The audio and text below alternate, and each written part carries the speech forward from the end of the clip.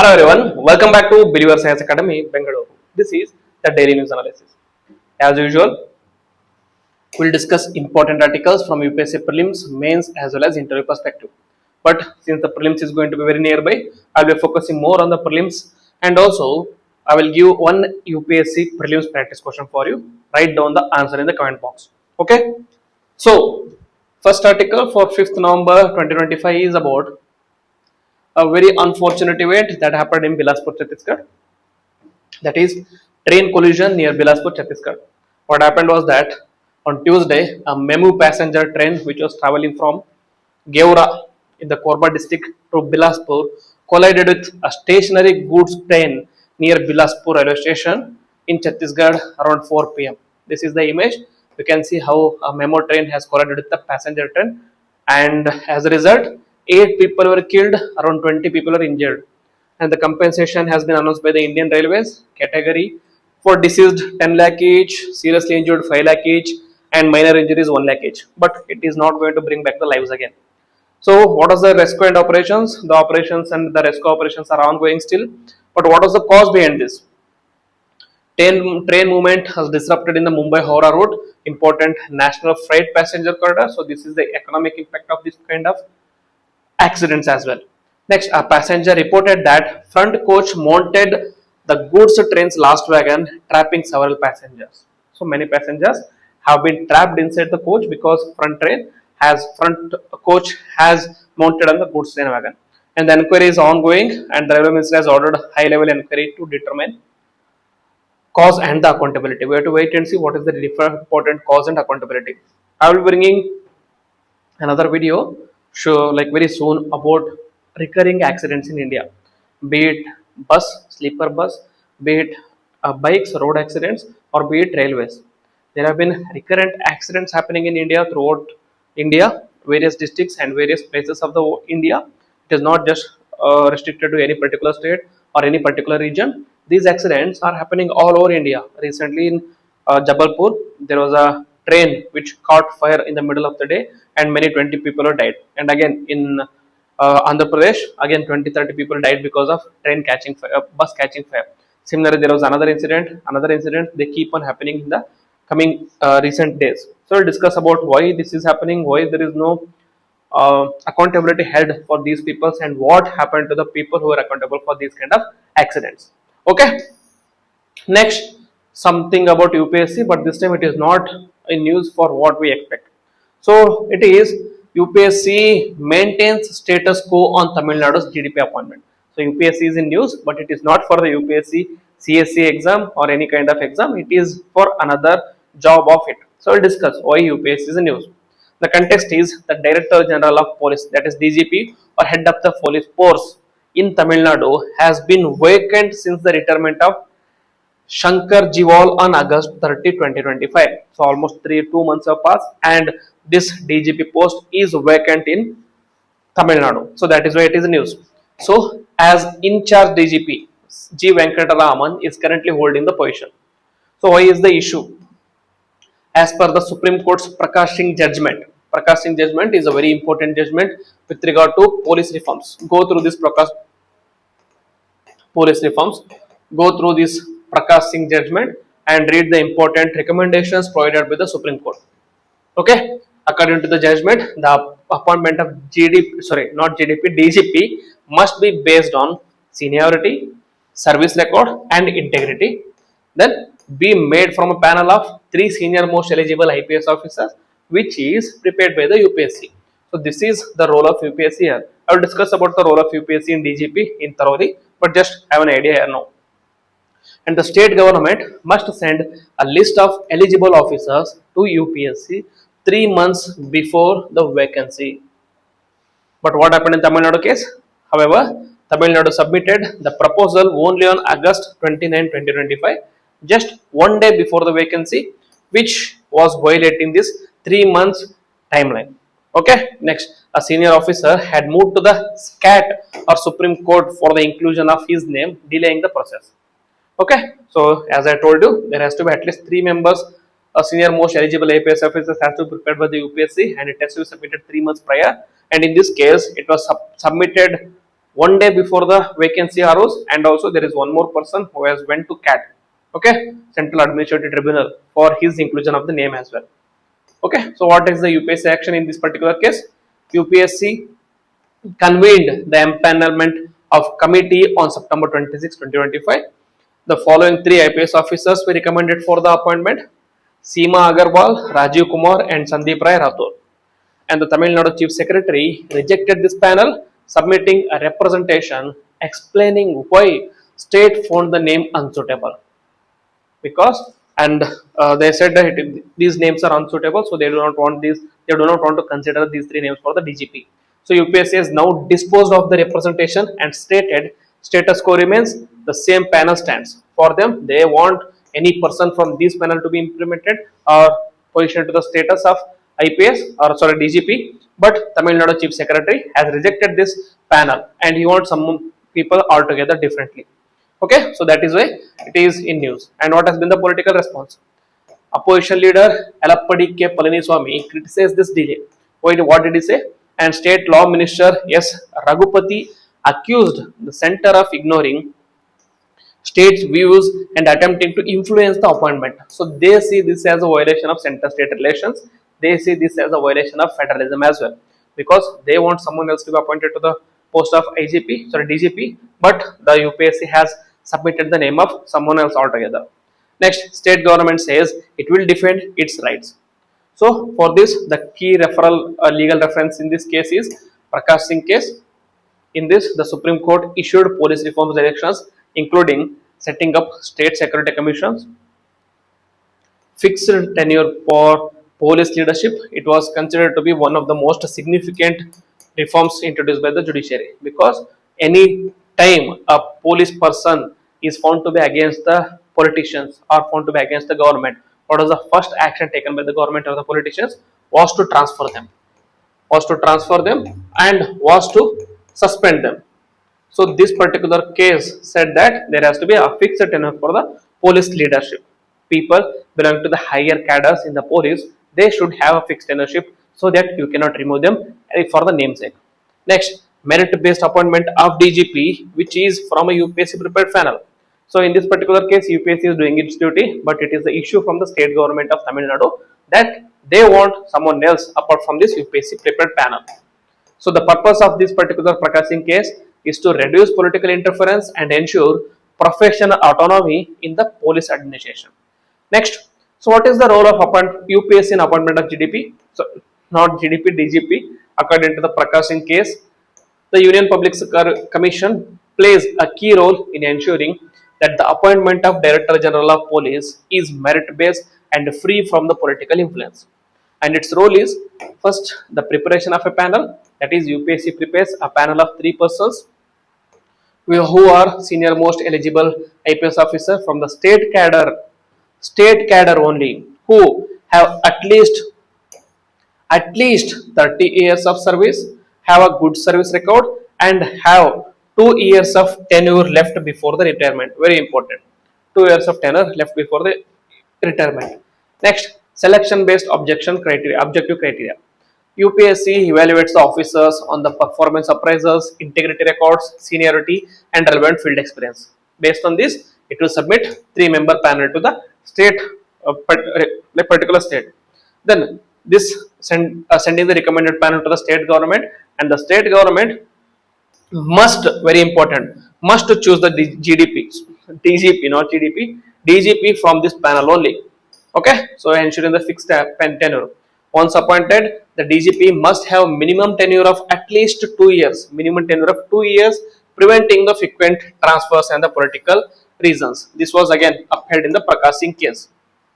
I am repeatedly highlighting this Prakash Singh case because of its significance to policing reforms in India.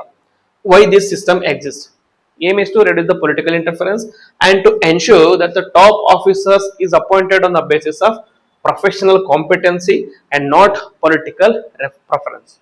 Okay, so this is why UPSC is in news, and UPSC is not in news because of the UPSC CSE exam or any answer keys or any mains result or any interview result or anything else.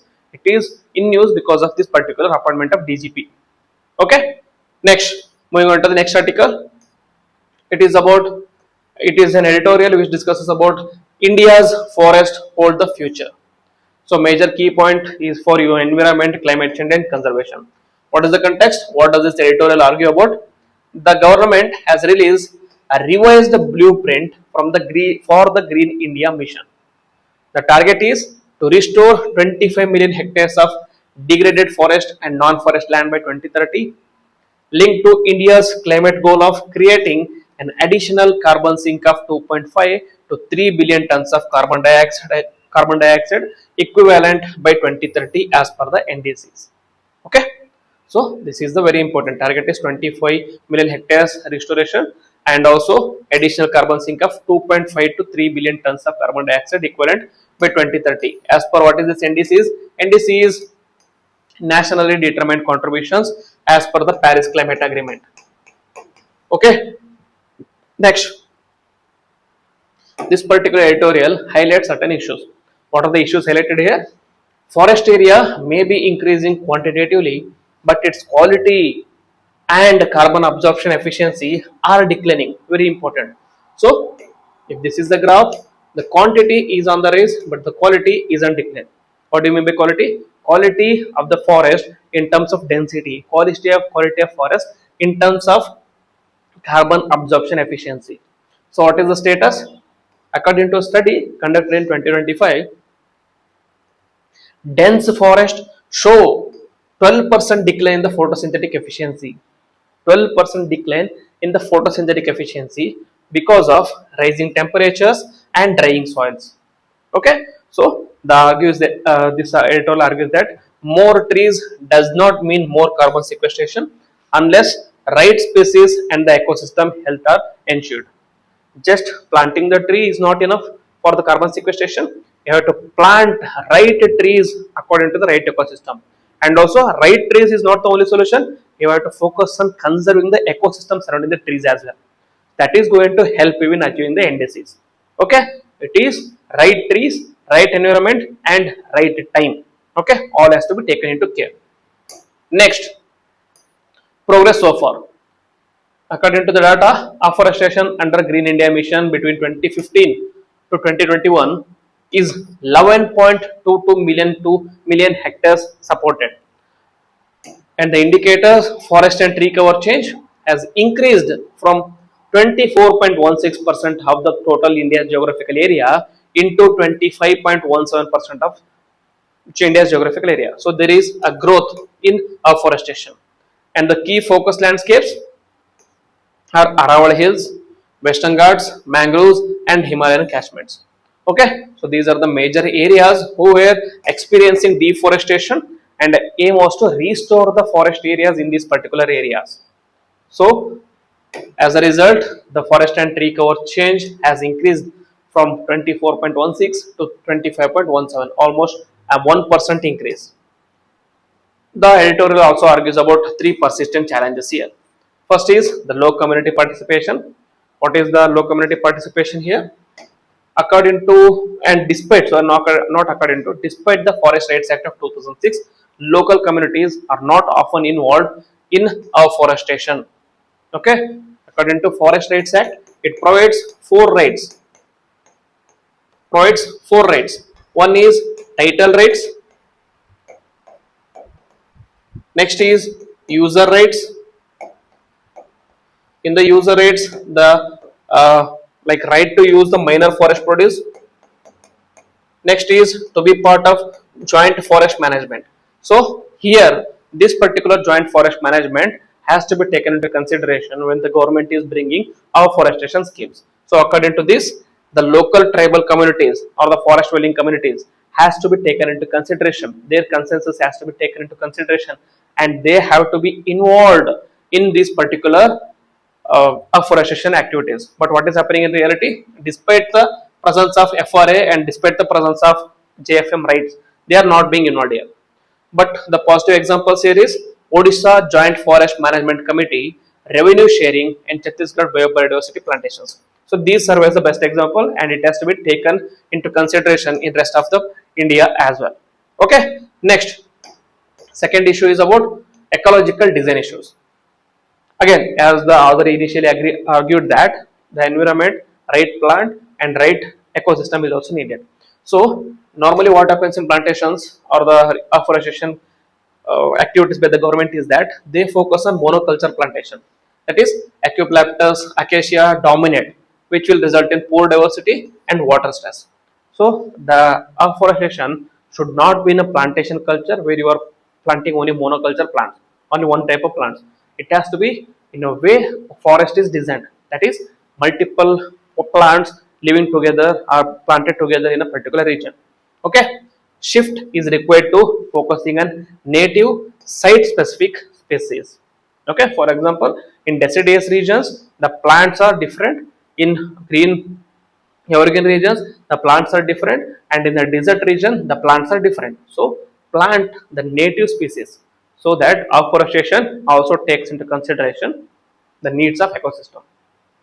Okay, so example, Tamil Nadu doubled its mangrove cover in 3 years because Tamil Nadu has a long coastline and it has lots of mangrove forest in Pichavaram, etc. etc. So they focus on planting the mangroves. As a result, they had the positive outcome of doubling the mangrove covers in just 3 hours, 3 years, not hours. Next, financing and utilization camp. Campa fund holds 95,000 crore, but usage is unknown. What is this Campa? Compensatory Afforestation Management and Planning Authority. Under this, they manage a compensatory afforestation fund. Okay, compensatory afforestation fund is the meaning. If you are going to cut down the trees at any particular area, you have to submit some sort of fund at the Campa. That fund will be used to afforest or the plant trees somewhere else. Recently, there was a issue with respect to Great Nicobar project. What is happening here in the Great Nicobar project? Because of the project, many of the plants, almost 60,000 plants were being cut here. 60,000 plants are being cut. So fund was allotted in compensation afforestation fund. But where was the compensatory afforestation was being done? This was being done in Haryana. Okay, so this was also a point of criticism. You are cutting trees in Andaman Nicobar and you are planting trees in Haryana. What is the connection between Andaman Nicobar and Haryana? Okay, there was also issue. Okay, this is about compensatory afforestation fund. Example, Delhi used only 23% of its total fund. So there is a need for smarter funding and not just more funding. We have to make sure that the funds that have been allotted are used efficiently. Okay, next, emerging initiatives. Emerging innovations or best practices around India is in Himachal Pradesh initiative is biochar plus carbon credits, that is, and the benefit has been fire prevention and also increase the revenue. And for in Uttar Pradesh 39 crore samplings plus linking panchayats to carbon markets where it is focusing on community participation. We all know about carbon markets where the carbon sequestration is offsetted somewhere else or carbon release is offsetted in somewhere else. Okay, by planting the trees or involving yourself in green technology initiatives. It was there according to Kyoto Protocol. So there was clean development mechanism, joint initiatives, etc. etc. Different carbon offset managements were there. Now, which was present at the international level, they have made it local level. Okay, at the carbon panchayat levels. Next, way forward. The author has suggested for the following. First is empowering the communities as the primary custodians. Take into consideration the aspirations of the communities as well. The communities know their forest better than anyone. So they should be made part of the rejuvenation or afforestation schemes. Next, train forest departments for what? In ecological restoration. So focus should be on ecological restoration and not just mere plantation. Focus should be on quality and not just quantity. Next, public monitoring dashboards. That is, survival rates, species diversity, and fund use has to be there in this particular dashboard for people to monitor these. Next, use CAMPA flexibly for participatory planning. Next is research institutions to support ecological and outcome based monitoring. So with this we will be able to address the issues that the forest of India are facing and also achieve our Panchamitra or national determined contributions or updated national determined contributions. Okay, next, fourth article, it is from text and context of the Hindu, a very important article again. It discusses about how BRICS is challenging the SWIFT. We'll discuss what is this BRICS and what is this SWIFT. BRICS is attempting to reduce dependence on the dollar dominated global financial system. SWIFT is a global financial system, and particularly on SWIFT. What is SWIFT? SWIFT is Society for Worldwide Interbank Financial Telecommunication. Okay, interbank financial telecommunication. That is, if you want to send money or have a transactions interbank, in the sense one bank of a country to another bank of another country, then you have to use this SWIFT portal. Through that, you used to transfer the money. And what was the community here? Community was that it was dominated by dollar. For example, if you are in India, whose currency is rupees, and you want to send money to UK, whose currency is pound. But first it has to be transferred to converted into dollars and then sent to UK. So whose money was, or whose demand was increasing here? The demand of dollar was increasing. Whose money was depreciating? The value of rupee was depreciating. So in order to bypass this, BRICS is trying to bring different initiatives. That is what the editorial argues for. Okay, which is controlled by the Western countries, that is the G10 central banks, and used as leverage for US-led financial sanctions.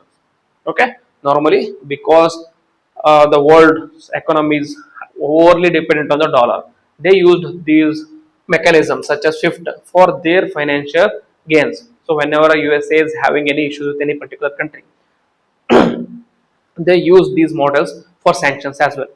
Next, first we'll discuss the timeline of BRICS financial autonomy moves. How BRICS tried to move away from US dominated or dollar dominated SWIFT. First, in 2014, the Fortaleza Summit, BRICS set up new development bank and contingent reserve arrangement to reduce the dependency on World Bank. So, new development bank as an alternative for World Bank, and reserve contingent reserve arrangement as an alternative to International Monetary Fund. Next, in 2015, there was Western sanctions on Russia. So, BRICS explores the trade in local currencies. When there was international sanction on Russia, the BRICS countries. What are the BRICS countries? Initially, there was 5 countries: Brazil, Russia, India, China, and South Africa. So these countries started doing the trade in the local currencies. Okay. So if India wants to do trade with China, it will send in rupees, and China will reply with renminbi. Okay, or yang. Yen, actually yen is the currency, but renminbi is the actual word. So they will do with renminbi. So this is how they will do, and they will reduce the dependency on dollar. Next, in 2017, there was an agreement to enhance currency cooperation, swaps, and local settlements. So one of the famous currency cooperation or swap settlement between India and Russia India and Russia happened during this period itself. So they try to bypass dollar. Next, in 2020s, BRICS brought payments task force established to design alternative to SWIFT. Okay, if you want to do interbank transactions between different countries, no need to go to SWIFT. You can use our BRICS payment task force, where you can transfer your money through your own currencies. Next, in 2024, the recent Kazan summit, BRICS emphasized mainly on cross-border payment initiatives and unveils its symbolic BRICS banknote. Okay, so BRICS banknote as an international currency. Okay, international currency. So even in IMF, there is reverse transposition. Okay, reverse transposition or transpose, which acts as the international currency, and here this BRICS banknote is an alternative to this reverse transposition. Okay, or an alternative to dollar itself. Next, why is BRICS trying to challenge? Okay, why is BRICS? What is BRICS trying to challenge? First, it is trying to challenge the SWIFT, which is a global messaging backbone for cross-border transfers, which is also used for sanctions enforcement, thus seen as a Western strategic tool. Next, US dominance in the global finance exposes BRICS members to external pressures, because most of the BRICS members are not partners to USA, or in one or the other way are rivals to USA. For example, Russia has always been the rival of rival of USA, and China, the new emerging rival of USA, and now India also has been made as a rival by Trump administration through visa shocks, through trade, like trade impositions, etc., etc. So they used to use the SWIFT as a leverage to put global sanctions on this particular country. So the BRICS country decided, why do we need to depend on the USA? Why do we need to depend on the Western tools such as SWIFT? Let us make our own tool. Let us make our own mechanism so that we can reduce the dependency on the dollar. Next, BRICS Pay. BRICS Pay is the major key initiatives. BRICS Pay aims to create an interoperable payment and settlement network. Interoperable payment and settle network enabling local currency transactions among who? Among BRICS members. Then reduce the reliance on dollar and the Western banks. Third one is lower vulnerability to sanctions or exclusions from the SWIFT. Okay, so this is the major initiative from the BRICS. Next, existing domestic digital payment systems that could support BRICS Pay. For example, Russia has SPFS, which is an alternative to SWIFT.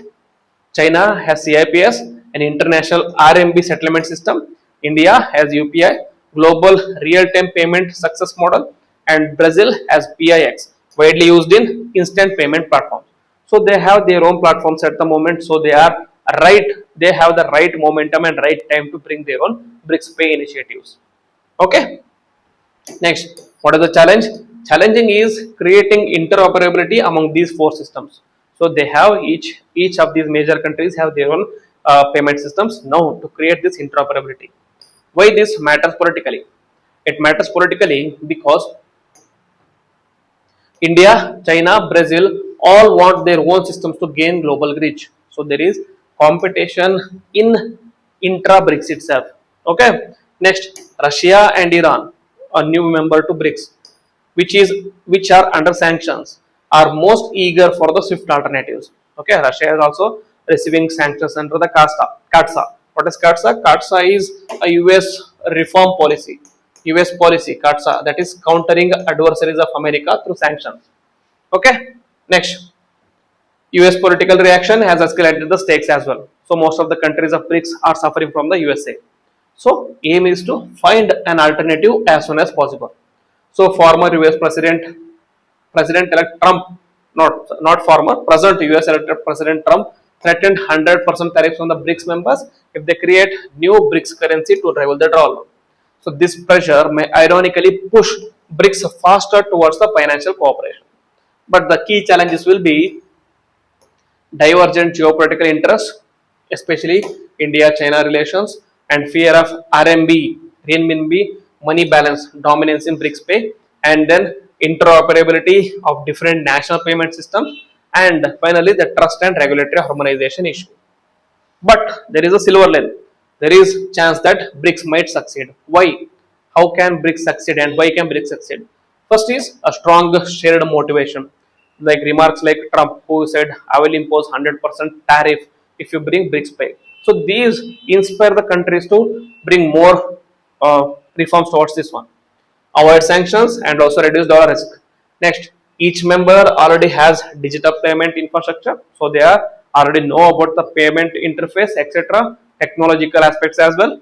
And then global trend is not only India, most of the countries, not only BRICS, most of the Western countries as well are moving towards de-dollarization in the trade settlements. For example, recently there was India UAE currency swap deal. Okay, so all the countries around the world are recognizing and realizing the importance of moving away from dollar. Okay, they want to bring autonomy, strategic autonomy in the finance. Okay, so this is why BRICS might succeed in this particular case. A very important article and lots of geopolitical significance to this particular article. Note down the important points I have told you so that you can use it in your prelims or mains wherever it is necessary. Next, prelims pointer. First is about Kadalekai Parisha. What is this Kadalekai Parisha and why it is in use? So, shoppers purchase peanuts of the Malleshwara Kadalekai Parisha scheduled from November 8 to 10 in Bengaluru. This annual festival will include a farmers market where the growers from various regions will sell different varieties of groundnut. You can see this is the image from recent Kadalekai Parisha in Malleshwaram. What is this Kadalekai Parisha? It is an annual groundnut fair held in Bangalore. Location Basavanagudi near Dodda Ganapati Temple, Bengaluru, Karnataka. Time of the month is it is held every year in November, marking the first harvest of groundnuts. It is present typically for 2 to 3 days, and the cultural significance is tradition of offering the first groundnut crop to Lord Ganesha for blessing and prosperous season. Very important. So all these economical aspects of this particular parisha has cultural, religious, deep significance. Okay, normally according to Hindu mythology or Hindu religion itself, if you want to start any particular work or any program or any mission, you want to offer your prayers to Lord Ganesha because he is the Vigna Vinayaka. Okay, he is the Vigna Nashaka. Okay, so that is why here also they go offer the first groundnut to Lord Ganesha. And the key event is farmers bring new harvested groundnuts which are sold in open market fair, and the participants are farmers from Karnataka, Tamil Nadu, Andhra Pradesh, and any farmer which who wants to participate can participate here. Next, historical belief is festival is linked to protecting the region from the rampages of mythical bull, offering groundnuts sought divine protection. Again, there is a mythology as well. Next, associated temple here is Dodda Basavanna temple and Dodda Ganapati temple, which are present in Basavanagudi. And local name is Kadalekai. Kadalekai itself in Kannada means groundnut, and Parisha means market or fair or jatra or santai. Next type of heritage, cultural agricultural festival, community harvest celebration. And from the prelims and the UPSC perspective, especially from the anthropology perspective, very important. Whenever you are writing about anthropology, you can note it down. This reflects rural urban cultural continuum in Bangalore, or you can also connect with folk urban continuum in such a mega city like Bengaluru. Next, it is linked to first harvest rituals and agrarian seasonal cycles.